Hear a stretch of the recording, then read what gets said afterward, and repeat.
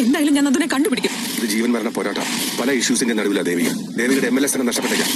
നമുക്ക് കൈവിട്ട് പോയിക്കൊണ്ടിരിക്കുന്നത്. ഹലോ ഗൈസ്, അങ്ങനെ നമ്മുടെ സുഗമോ ദേവി പുതിയ പ്രമോലം നമ്മുടെ നന്ദന്റെ വിശേഷങ്ങൾ തന്നെയാട്ടോ. അപ്പുറത്ത് നമ്മുടെ രജനി ഗിരീഷ് മാഷിനോട് പറയുന്നുണ്ട്, നന്ദൻ എന്നാലും എവിടെയാണ്, എന്ത് പണിയാണ് കാണിക്കുന്നത് എന്നൊക്കെ പറഞ്ഞ് നമ്മുടെ രജനി ആകപ്പാട് നന്ദനോട് ദേഷ്യം കാണിക്കുന്നുണ്ട്. അപ്പുറത്താണെങ്കിൽ നമ്മുടെ ഇസബല്ല നന്ദനോട് പറയുന്നുണ്ട്, ഈ ഇസബല്ലി ഉള്ളപ്പോൾ എപ്പോഴത്തെയും ഡയലോഗ് തന്നെ, ഇസബല്ലി ഉള്ളപ്പോൾ നന്ദനൊന്നും സംഭവിക്കില്ല, നന്ദന് ധൈര്യമായിട്ടിരിക്കുക എന്നൊക്കെ പറഞ്ഞ് നമ്മുടെ നന്ദനെ ഒരു മുറിയിലിട്ട് ലോക്ക് ചെയ്ത് വെച്ചിരിക്കുക കേട്ടോ. അപ്പുറത്ത് നമ്മുടെ ഗൗരി ഭാർഗവിയുടെ അടുത്ത് പറയുന്നുണ്ട്, എനിക്ക് ദേവികയുടെ കാര്യോർത്താ സങ്കടം എന്നൊക്കെ പറയുന്നുണ്ട്. കാരണം ഭർത്താവ് വേറൊരു പെണ്ണിന്റെ കൂടെ വേറൊരു സ്ഥലത്ത് പോയി എന്നൊക്കെ പറയുമ്പോൾ ആർക്കായാലും ഒരു ദേഷ്യം പിടിക്കും. അത് തന്നെ.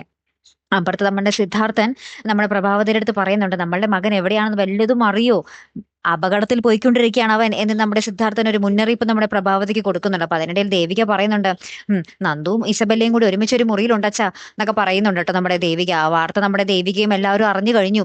അപ്പോൾ ഇനി എന്തൊക്കെയായിരിക്കും സംഭവിക്കാൻ പോകുന്നത്? ലാസ്റ്റ് നമ്മുടെ നന്ദൻ ഒരു ഫോൺ കോൾ വരുന്നുണ്ട്. ആ ഫോൺ കോൾ എന്തൊക്കെയോ കേട്ട് നമ്മുടെ നന്ദൻ ഇങ്ങനെ ഭ്രാന്ത് പിടിച്ച പോലെ എന്നും പറഞ്ഞ് ഇങ്ങനെ അലറുന്നൊക്കെ ഉണ്ട്.